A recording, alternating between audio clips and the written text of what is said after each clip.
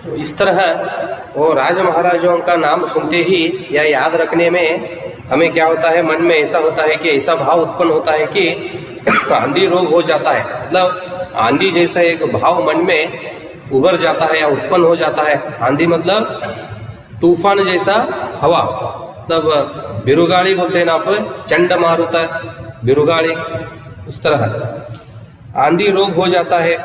इन अभागों को नाम भी न जुड़ते थे, एक ही नाम के पीछे दोयम सोयम चहारुम पंचम लगाते चल गए।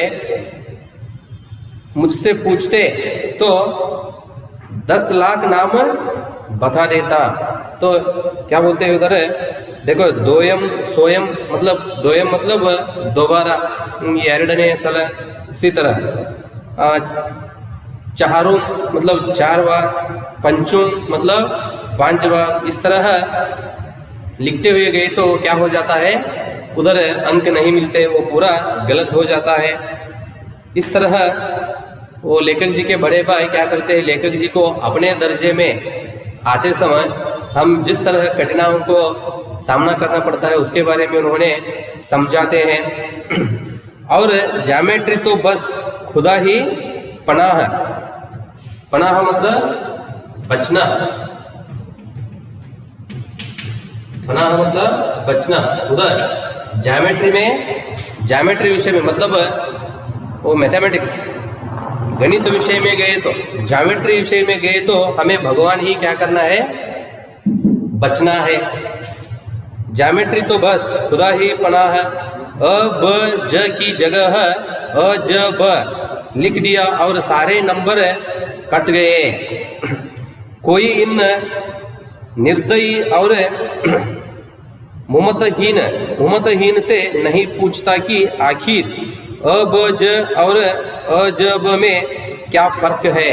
देख लो उधर क्या करते हैं, उन्होंने जिस तरह वो मैथमेटिक्स या गणित विषय में किस तरह कठिनाइयाँ होते हैं, ज़रा हम उधर समय व्यर्थ किए तो या समय के बारे में हम नहीं सोचे तो, लिखते वक्त उधर हमारे लगन नहीं हो तो, लक्ष्य उधर हमारे लगन मतलब कंसंट्रेशन बोलते हैं ना, हाँ, लगन नहीं हो तो उधर क्या हो जाता है, पूरा नंबर क्या होते हैं वो कट हो जाते हैं, मतलब गलत हो जाते हैं। बड़े भाई समझाते हैं पूरा सब नंबर गायब। और आगे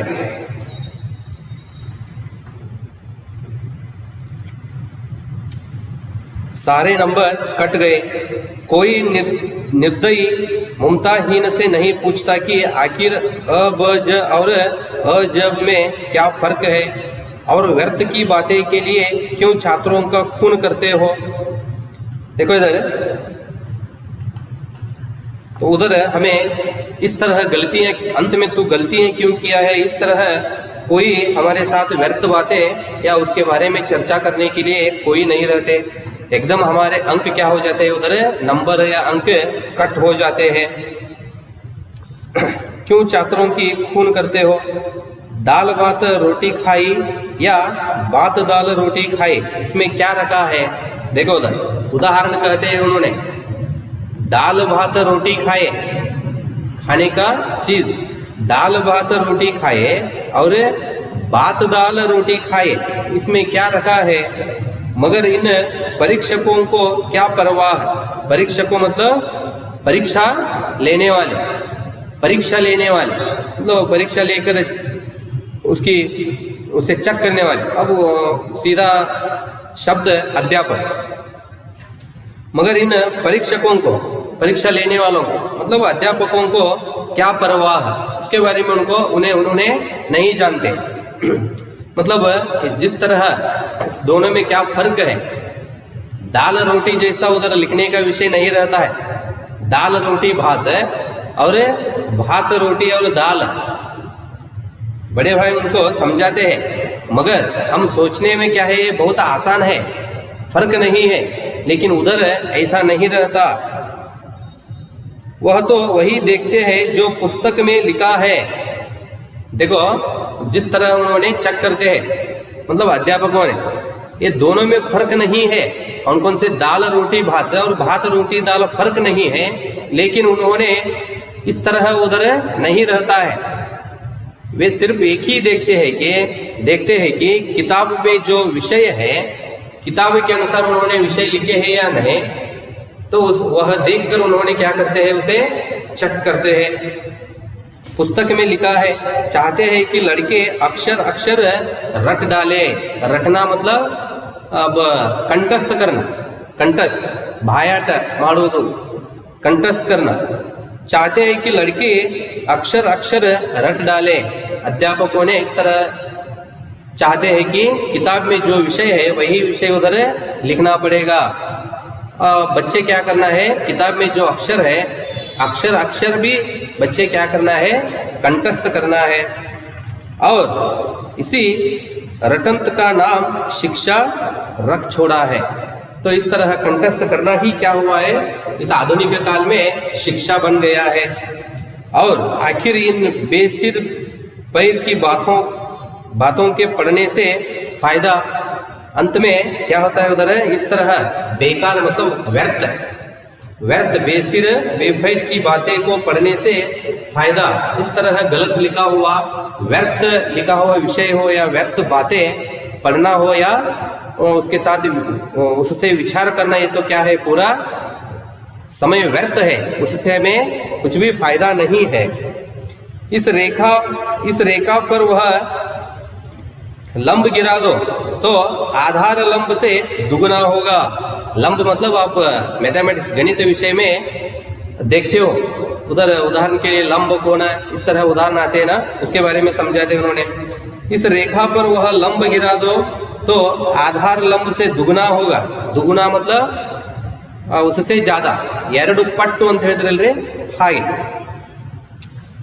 आधार लंब से दुगना होगा। पूछिए इसका प्रयोजन, दुगुना नहीं चौगुना हो जाए या आधा ही रहे, मेरी भला से लेकिन परीक्षा में पास होना है। यह सब खुराफात याद करनी पड़ेगी। देखो उधर तो कहते हैं उन्होंने, ये तो क्या है, कुछ भी होने दो, तो विषय हर एक विषय क्या होता है, कठिन होता है। और मेरा दर्जा तो क्या है, बड़ा है। उधर आए तो क्या होता है, हर एक विषय का महत्व तो जानता है। उधर आते समय इस तरह खेल कूद में समय व्यर्थ करते हुए पढ़ने के लिए नहीं होता। देखो क्या कहते हैं उन्होंने, पूछे इससे प्रयोजन, दुगुना नहीं चौगुना हो जाए या आधा ही रहे, मेरी कष्ट भला मतलब कष्ट, भला मतलब कष्ट,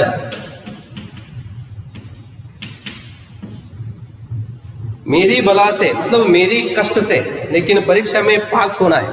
तो लेखक जी के बड़े भाई क्या कहते हैं, मेरे अनुसार परीक्षा में कैसे पास होना चाहिए, भला से मतलब कठिन मेहनत करने से, मेहनत करके या कड़ी मेहनत करके परीक्षा में पास होना है। तो यह सब खुराफात याद करनी पड़ेगी। खुराफात मतलब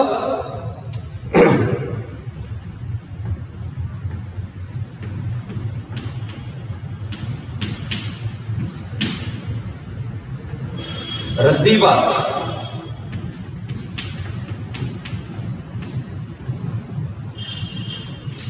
याद करनी पड़ेगी। तो इस तरह सोचते हैं कि ये सब वे सभी खुराफात की बातें हैं, इस तरह याद करनी पड़ेगी। कह दिया समय की पाबंदी, समय की पाबंदी मतलब समय का महत्व, समय का महत्व। आपको भी पाठशाला में या आप परीक्षा लिखते समय उधर निबंध आते रहते हैं, निबंध लिखने के लिए। अब इधर भी समय की पाबंदी मतलब समय का महत्व। कह दिया समय की महत्व पर एक निबंध लिखो जो 4 पन्नों से कम ना हो। पन्नों मतलब पेज, 4 पेज से कम ना हो। अब आप काफी सामने खेलो, कलम हाथ में लिए उसके नाम को रोइए। लेखक जी के बड़े भाई उनको समझाते हैं। अब क्या दिए उन्होंने, एक निबंध लिखने के लिए क्या है निबंध का विषय? समय का महत्व। तो उस समय बहुत ज्यादा खेलो तुम, समझ में आ रहे ना, बहुत खेलो, बाद में क्या करो, हाथ में कलम लेकर लिखने के लिए बैठो। उस समय उसके नाम को रोइए। रोइए मतलब बुलाओ। बुलाओ मतलब आप कूकूदू बोलते हैं ना, जोर आवाज से बुलाना। काफी सामने खेलो, सॉरी, काफी सामने खोलो, मतलब इसका अर्थ है बार बार उस नाम को लिखना, काफी करना। काफी सामने खोलो, कलम हाथ में लिए उसके नाम को रोइए, मतलब बार बार उस नाम को क्या करो, आप बोलो। कौन नहीं जानता कि समय की पाबंदी बहुत अच्छी बात है, इससे आदमी के जीवन में संयम आ जाता है। देखो, जो व्यक्ति समय का महत्व जानता है, या समय का महत्व जो व्यक्ति समझता है, उसे क्या होता है, इससे आदमी के जीवन में संयम आ जाता है। संयम मतलब स्वयं पर नियंत्रण रखना, अपने आप पर नियंत्रण रखना, संयम।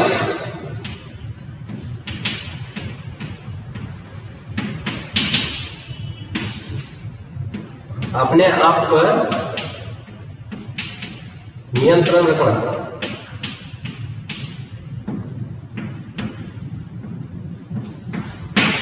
नियंत्रण मतलब अब हथौटी शब्द प्रयोग करते हैं, अपने आप को नियंत्रण में रखना।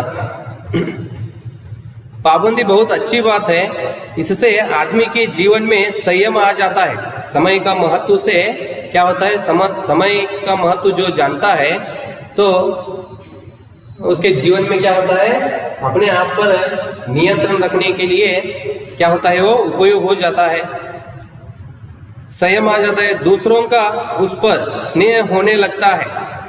जो व्यक्ति समय का महत्व जानता है, उस व्यक्ति को बहुत सारे लोग क्या करने लगते हैं, प्यार करने लगते हैं, और ऐसे व्यक्तियों के साथ लोग दोस्ती करना चाहते हैं, स्नेह होने लगता है, और उसके कारोबार में उन्नति होती है।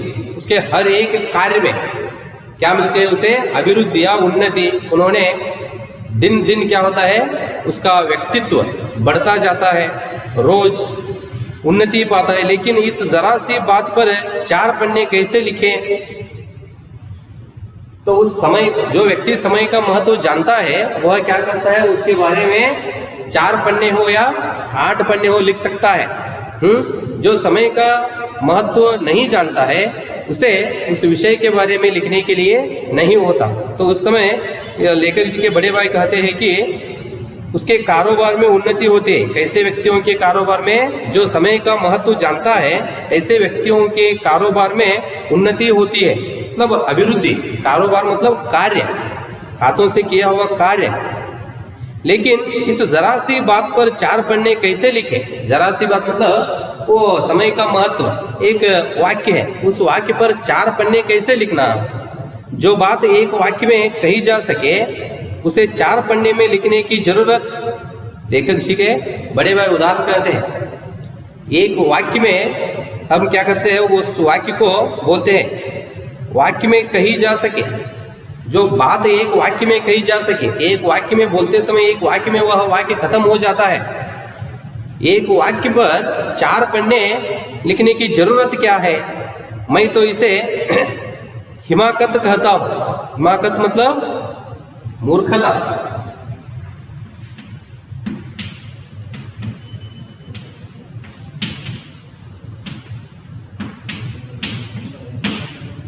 इसे मैं क्या कहता हूं?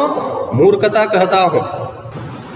लेखक जी के बड़े भाई कहते हैं कि सिर्फ एक वाक्य है, उस पर 4 पन्ना लिखने के लिए कोशिश करना, ये तो क्या है, दुस्साहस है, मतलब मूर्खता है। यह तो समय की किफायत नहीं। किफायत मतलब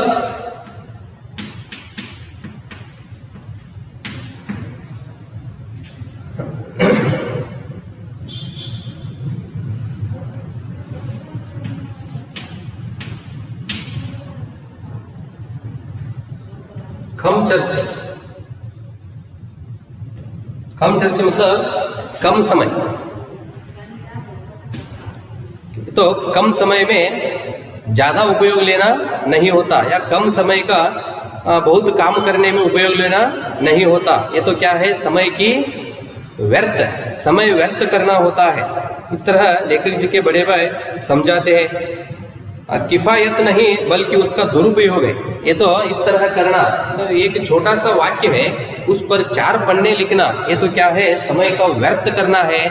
ये तो समय का महत्व नहीं है, दुरुपयोग है।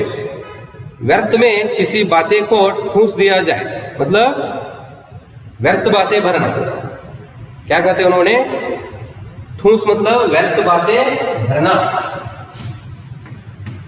लेखक जी कहते हैं ये तो कम समय में ज्यादा काम करने के लिए उपयोग करना नहीं होता। ये तो क्या है, सिर्फ एक वाक्य को 4 पन्ने लिखने का क्या है, ये समय व्यर्थ करना है, समय का दुरुपयोग करना है।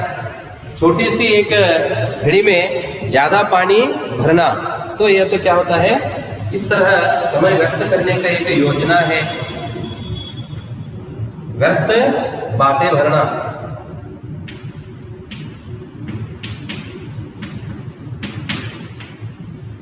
व्यर्थ बातें भरना,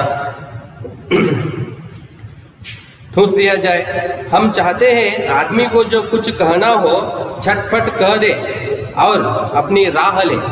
तो लेखक जी के बड़े भाई कहते हैं तो क्या करना है, वो जल्द से जल्द ही कर देना है, सिर्फ व्यर्थ बातें और समय की बर्बाद ना करना, और आगे का काम क्या है देखना है। जल्दी जल्दी वह काम खत्म करके और फिर उनका आगे का काम क्या है करने के लिए तैयारी करना। मगर नहीं, आपको 4 पन्ने रंगने पड़ेंगे, चाहे जैसे लिखिए, और पन्ने भी पूरे फुलस्कोप आकार के। फुलस्कोप आकार, तो फुलस्कोप आकार मतलब वो कागज की एक आकार, कागज की एक आकार 17 गुना 13.5 इंच, 17 गुना 13.5 इंच, तो कागज की एक आकार, मतलब लिखने के लिए भी क्या करते हैं, कागज के वो क्या आकार है वो भी बड़े बड़े रहते हैं। ऐसे बड़े बड़े 4 पन्ने हम लिखना पड़ेगा।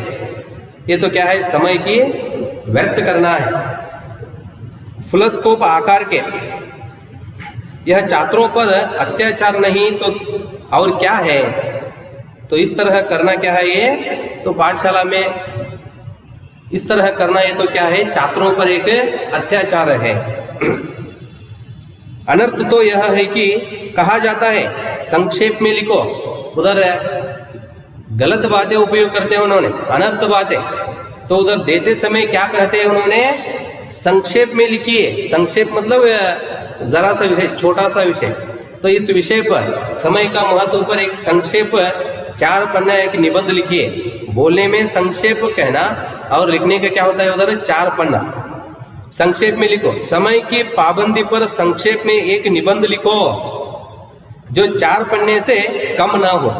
देख लो, बोलने में क्या करते हैं संक्षेप में, और आगे 4 पन्ने से कम ना हो।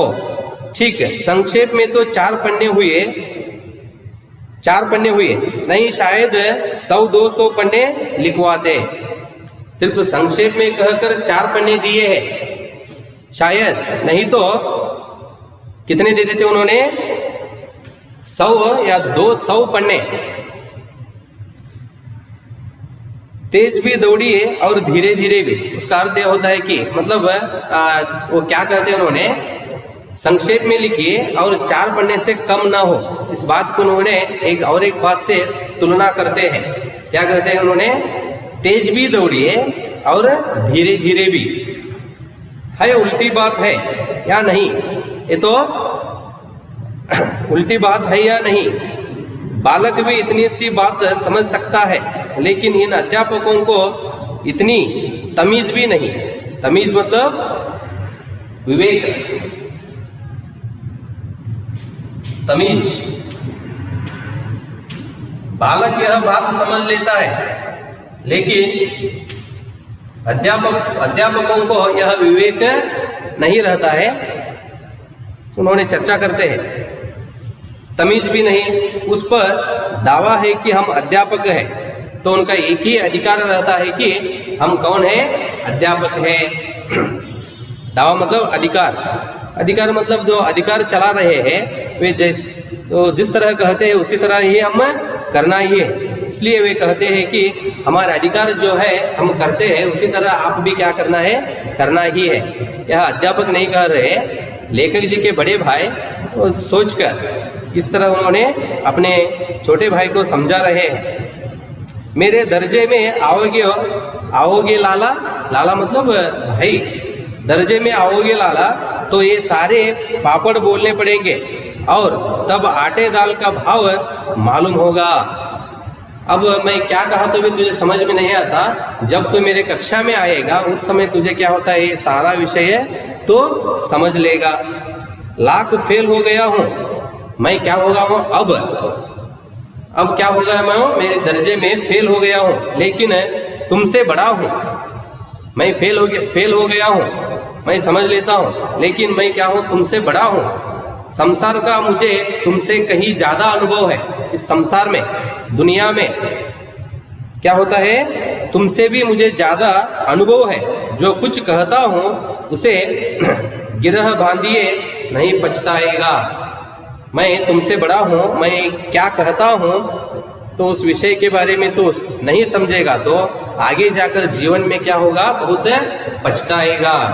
तो इस तरह लेखक जी अपने छोटे भाई को जीवन में जिस तरह हम कठिनाइयों का सामना करना पड़ता है वह समझाने के लिए बहुत सारे उदाहरण लेते हुए समझाने के लिए कोशिश करते हैं। देखेंगे बच्चों, आगे लेखक जी के बड़े भाई की जो बातें लेखक जी पर जिस तरह असर डालते हैं तो उसका उपयोग लेखक जी जिस तरह करते हैं उसके बारे में हम आगे की कक्षा में चर्चा करेंगे।